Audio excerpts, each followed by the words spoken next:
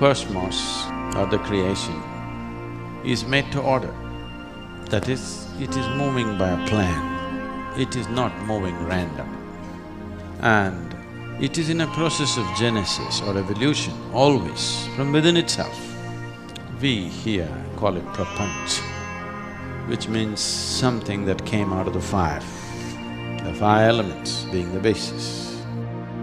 Something that is beyond prapanch could be related as cosmos. We call it Brahmanda.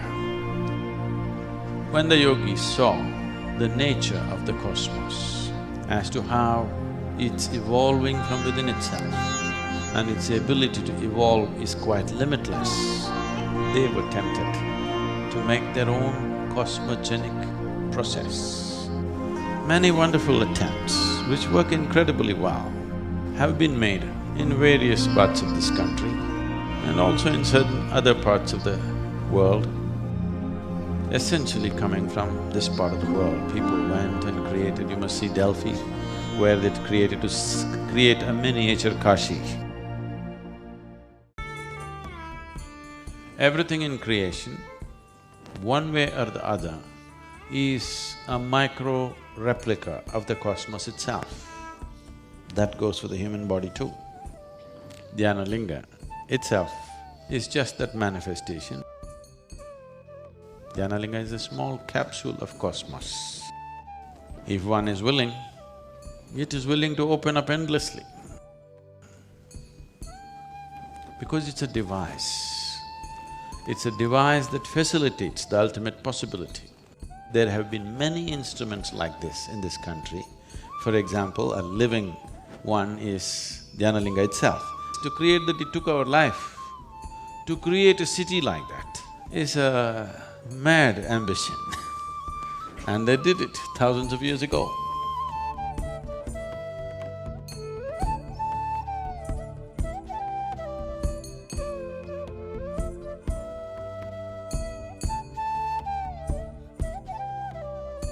When Athens was not even thought of, Kashi was.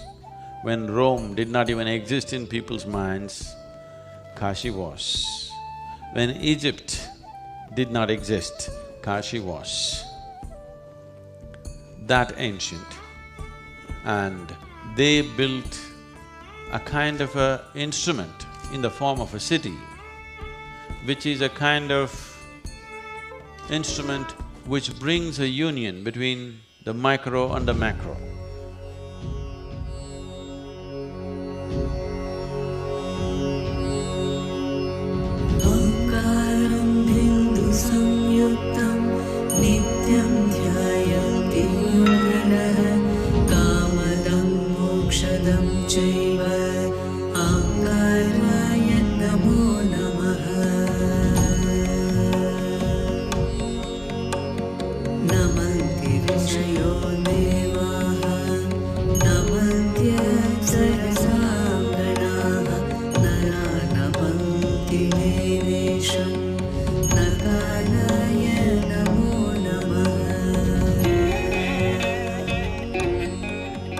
What is that draws millions of pilgrims from all around the world to Kashi? There are so many myths around it, and there are so many realities around it. This truth has always intrigued me. When I hear about Kashi, one thing is very clear, that there is something very exceptional about this place. In our tradition, this is the most significant place that a person can live and die in. What is the truth behind the legend of Kashi?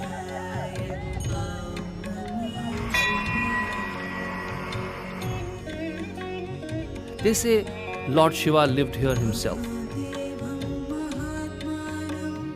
All this drew me to come to Kashi and spend time with someone who could unveil the realities of Kashi, who can mystify and demystify Kashi for us.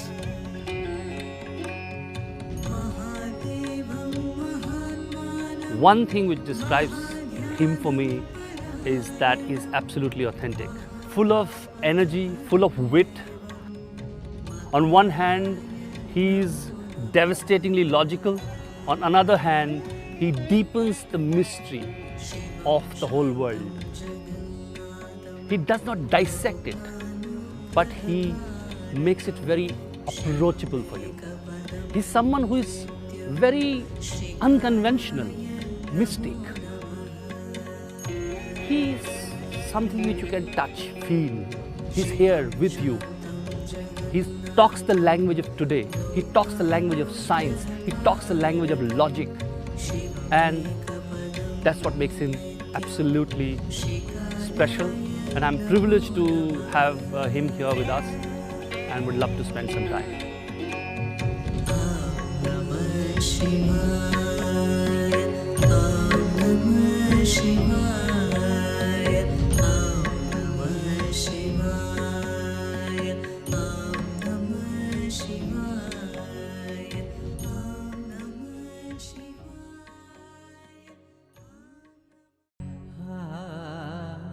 Once, Brahma, the Lord of creation, and Vishnu, the sustainer of the universe, got into argument about which of them was the more important.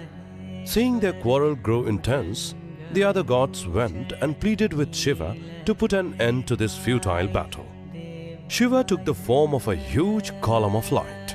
Piercing through the earth, the fiery column blazed far into the sky and soared into the heavens. Astounded, Brahma and Vishnu decided to find the source and the height of this brilliant, mysterious pillar of light. Brahma took the form of a goose and flew high into the sky. Vishnu took the form of a boar and dug deep into the earth. They searched for the end of the pillar for many eons.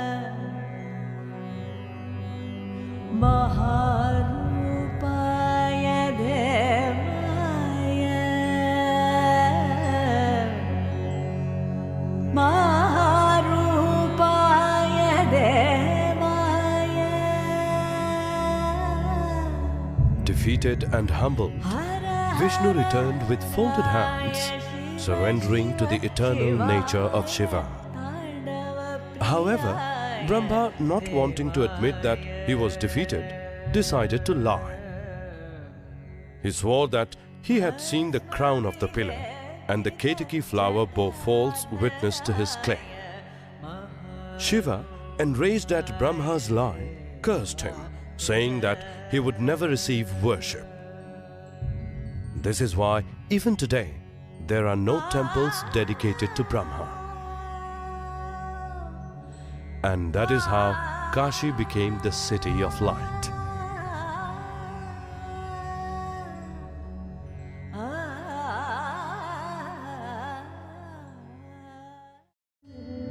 Sadhguru, one has heard so much about this city.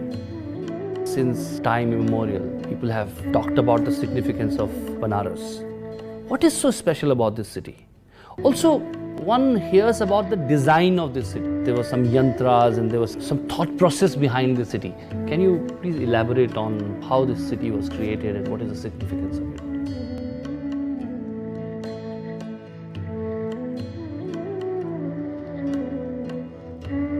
Yantra means a machine or a mechanism.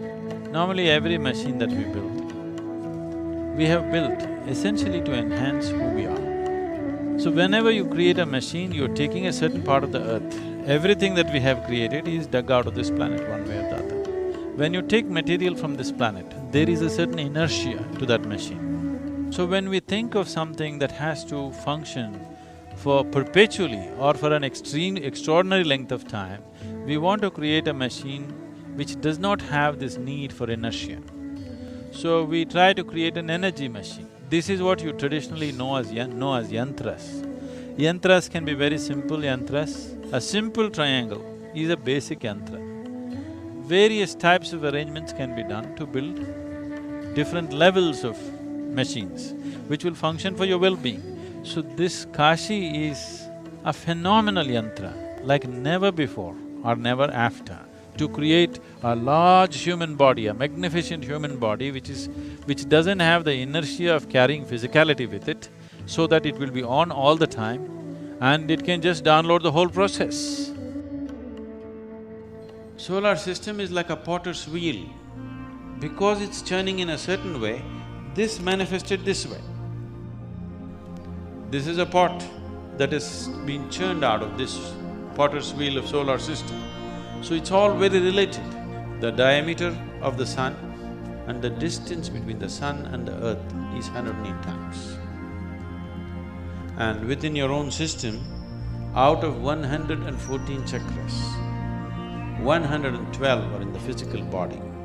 But when it comes to doing something, there are only 108 that you can work with. The other four will just blossom if you nurture the rest. There's nothing to do about them.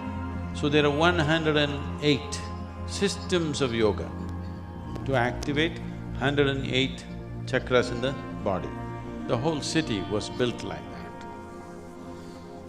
Because it's made of 5 elements and generally it's considered Shiva being a yogi and a Bhuteshwara, his number is 5. So, they built it to the dimensions of 5, the 5 kroshas and the diameter and the radius of the place is 5 kroshas. Like this, they built many layers. So this is showing you the fundamental geometry of Kashi. So, at the edge of the Ganga is where it begins, and these circles describe the parikrama, the outermost parikrama, totally measuring to 168 miles.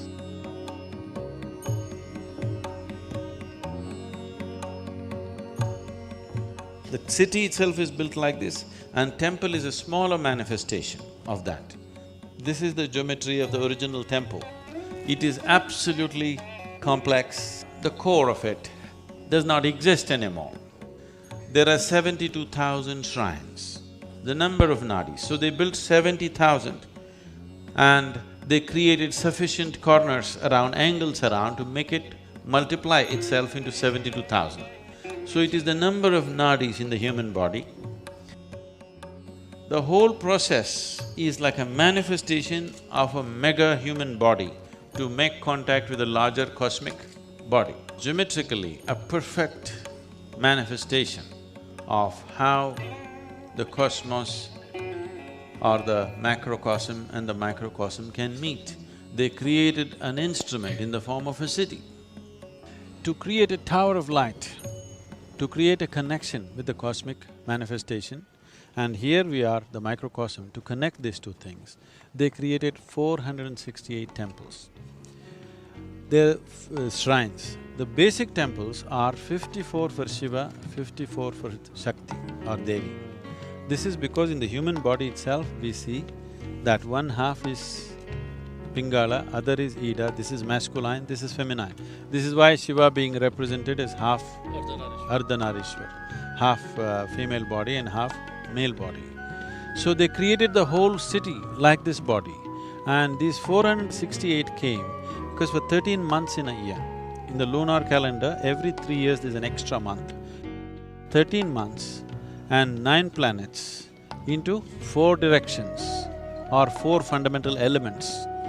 5 elements are there, we don't do much about Akash. Your physical body is seen as 72% water, 12% earth, 6% air, 4% fire, another 6% is space. So if you have mastery over this, all yogic system comes from an essential science called Bhuta Shuddhi. That means mastering or cleansing the elements within you. If you take certain mastery over your elements, suddenly you will see wonderful things will happen to you. I can show you thousands of people who walked out of their physical ailments simply because they do some simple Bhuta Shuddhi process. So based on that, they created this. Whatever we saw as Sapta Rishi Puja, in tandem, in 468 temples, these things would be happening. And it would create such a phenomenal energy that everybody was longing to be in this place. And if you're born in India, your only dream is to go to Kashi. And it not only became a spiritual center, this was a center for music, arts, craft, and a commercial center and an educational center. The greatest minds in this country came from this place. Albert Einstein said, the Western sciences, the modern science couldn't take a single step without the basis of Indian mathematics. And that mathematics came from this place. The basis for that mathematic is here. And these things, the yantra, the Vedas, they created the city is so meticulous. Geometrically, mathematically, it's so perfect, so absolutely perfect, that everybody wanted to be here because it created such a phenomena around itself.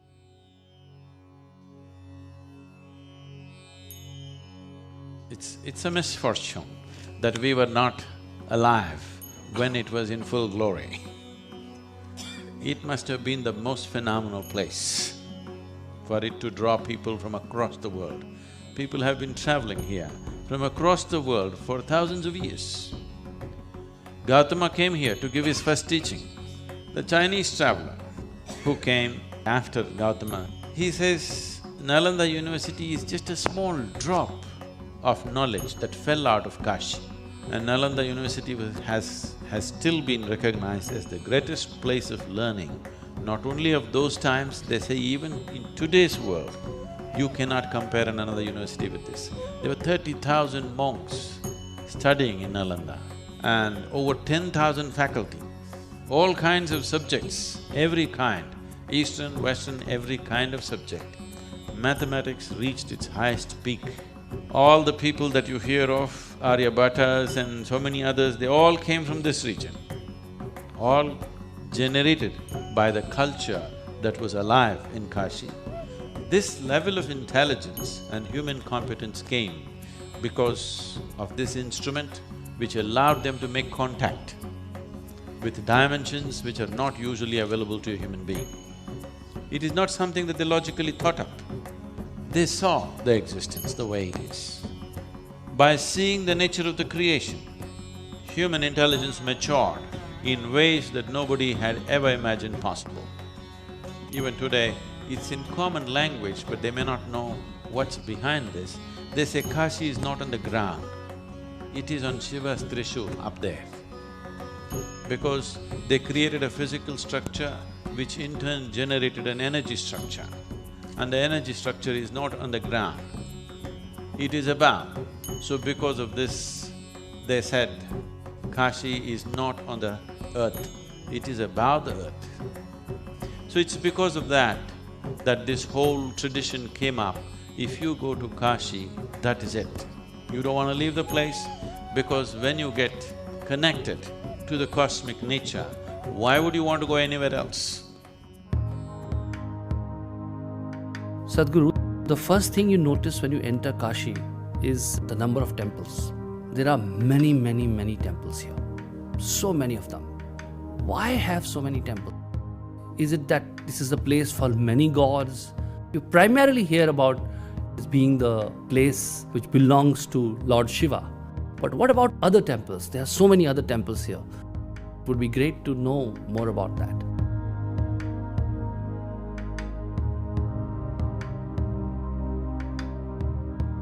According to iconographic proof,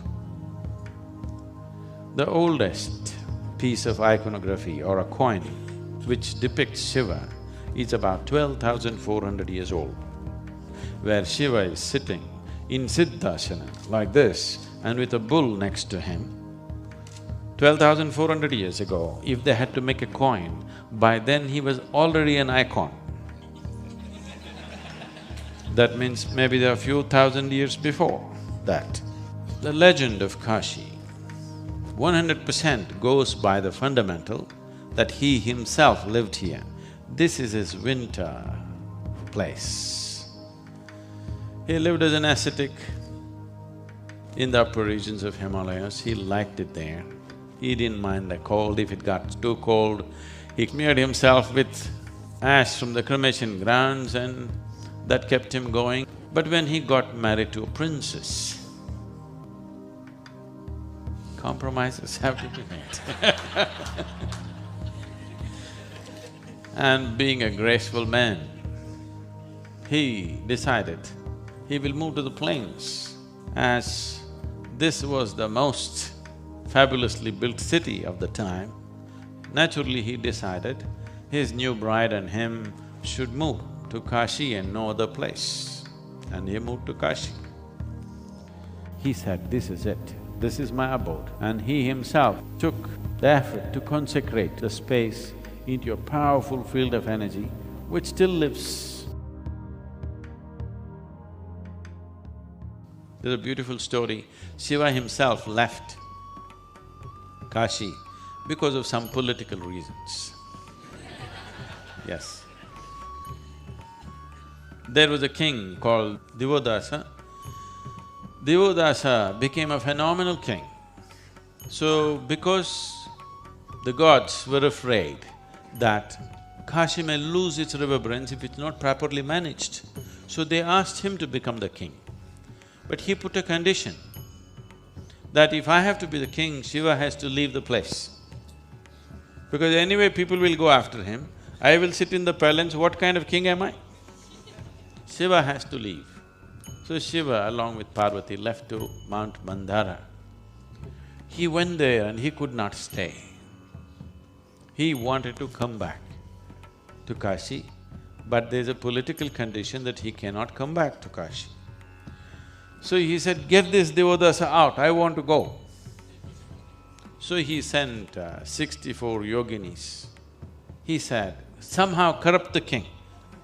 Once we find some fault in him, we can send him packing and I'll come back. They came here, they entrenched themselves all over the society, wanting to corrupt the society, but they loved the place so much. They forgot the mission. They didn't go back. Then he sent Surya Deva. He came here, he loved the place so much. People, all the Aditya temples are for him. He came and he loved it so much and he didn't go back. Then he sent Brahma. Brahma himself came and he loved it and he didn't go back. Then he said, I cannot trust any of these people. And he sent his own ganas. They cannot forget Shiva, they are his people. But they loved the place so much. They thought, this is the only place Shiva should live, not Mount Mandara. And they became Dwarapalakas of this city. They said, anyway he has to come, there's no point we going back. Then Divodasa was tempted with mukti. He did not fall for any kind of other things they created, corruptions. He was incorruptible, but he was tempted with mukti and he took it. Then Shiva came back. So, there's a temple called Avimukteshwara because Shiva promised he will never leave Kashi. Whatever happens, I will not leave Kashi. So these are all stories to tell you how much they long to be here, not because of pleasures, because of the possibility that the city offered. Because the city was not just a dwelling place, it was a mechanism to go beyond all limitations. It was a mechanism for this tiny little organism to connect with the larger organism of the cosmos.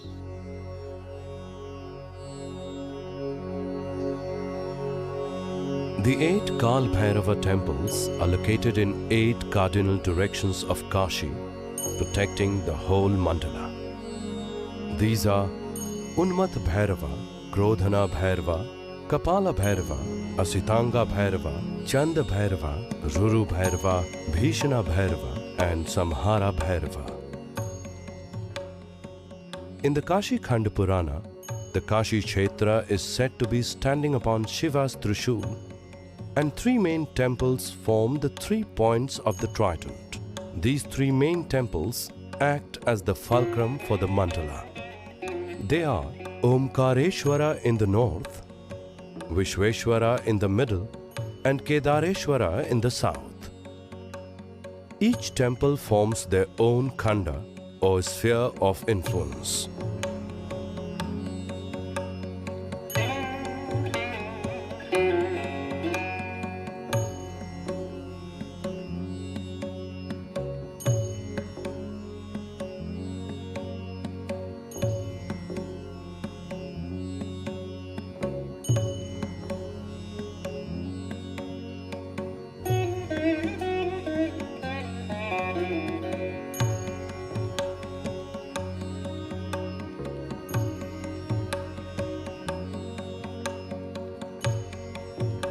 Along the 8 directions, 56 Ganesha temples have been established in 7 concentric circles.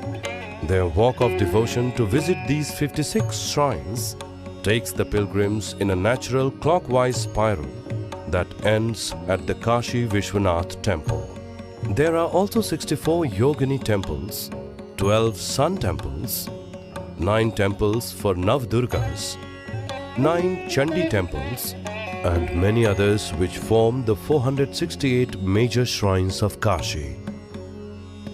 The 12 Aditya or sun temples are also located in accordance with the transition of the sun through half of the year from Dakshinayana to Uttarayana.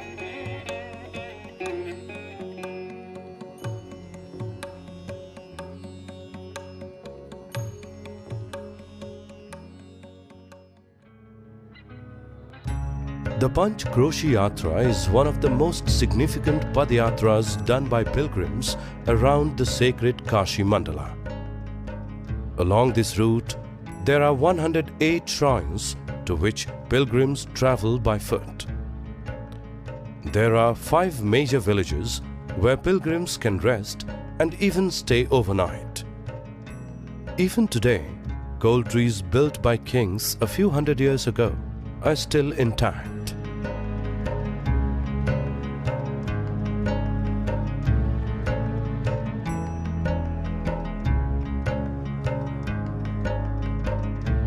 As one travels in a clockwise direction on the Panchkroshi route, all the temples are located on the right side of the road, marking the outer limit of the Panchkroshi sphere. The Panchkroshi Yatra begins with a dip in the river Ganga at Manikarnika Ghat. The first major temple on this route is the Adi Karmadheshwar temple. The linga here was consecrated by sage Karmadheshwar. In the Kashi Khanda Purana, it is said that yakshas and ganas always lived on the trees and near water bodies. On this route, their shrines have also been placed in the same way. The second temple on the route is the Bhim Chandi Mandir. Bhim Chandi Mahadevi Sarvarachas Bhakshini Muni Tran Kare Devi Namaste Stu. This Durga temple is said to have been established by the Gandharva who worshipped Devi here. She is said to protect all devotees who seek her grace as her own child, blessing them with health and well-being.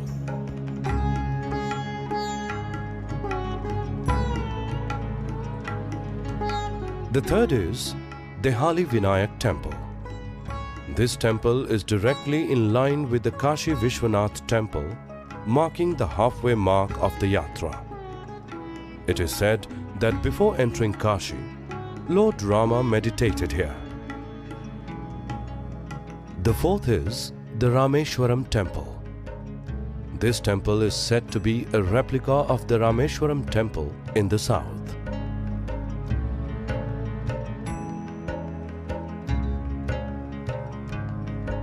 It is situated on the banks of the river Varuna and marks the northernmost point of the Yatra. It says in the scriptures that all the lingas of the Kashi Mandala fall under 42 kinds. In the Kapildhara temple, all 42 kinds are there in a single form.